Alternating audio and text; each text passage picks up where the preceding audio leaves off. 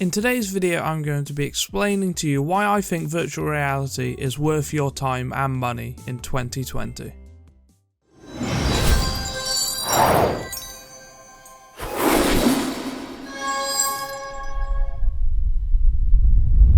So, something I've heard quite a lot, and it's also something I thought until I looked into it: virtual reality is too expensive. This simply isn't true anymore. I mean, of course, you do have the Valve Index, which will set you back £919, and then you also need a beefy PC to run it, which will set you back anywhere from £600 and up. But then on the other hand, you have the Oculus Quest, which is £400 and doesn't require a PC, or the PSVR, which is only £250. Obviously you need a PlayStation 4 as well, but most people already have one of them. There is the Oculus Go. I've seen this for around £150. So in this day and age, VR is accessible for near enough everyone as long as they can save a bit of money. What I'm trying to get at is the price of a VR headset has come down a lot since the first Rift CV1, which was around £600, and you needed a beefy computer for that one as well. This brings me on to the second point, which I've also heard a lot, and that point is there isn't enough good games to play. This again simply isn't true, and is often said by people who have just clicked on the Steam VR tab and gone to top selling games. Let me start off with what I know, the Oculus Quest. Now, looking on the surface of this, i.e. just the Oculus Store,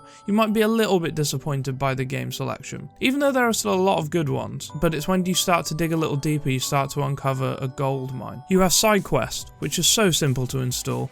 I'll link my favourite video on how to do this in the description by BMF. I already have a video on some good SideQuest games, with a lot more videos to come in the future. There are always new games going up on SideQuest, and with VR getting more and more popular each day, there will be more and more games developers making VR games and uploading them to SideQuest. And best of all, most of the games are free on SideQuest. Another way to access more games on the Quest is to install Virtual Desktop and stream Steam VR games to your Quest. Now obviously you will need a good internet connection and a beefy PC for this, but it is totally worth it. I played through Half-Life Alyx through Virtual Desktop and it is amazing. You can get to play a PC VR game without getting tangled in on all the wires. Talking about Half-Life Alyx, I think that this game will open the floodgates for more game studios to release AAA games on VR. Seeing how well it has done so far, being one of the best-selling Steam games released in March, not just Steam VR games, that is pretty amazing, and I will link the article in the description below for that one. It also brought in around 1 million sales, and that number is only climbing. So hopefully other game studios can see this and take a gamble with VR and start putting out some more amazing games. Another issue people have is thinking that they don't have enough room to play in. I'm going to get tired of saying this, but that simply isn't true. I play in about a 1.5 meter by 2 meter play space, and this is enough. Obviously I have to be careful when I'm playing stuff like Echo Arena and Thrill of the Fight, as there is a TV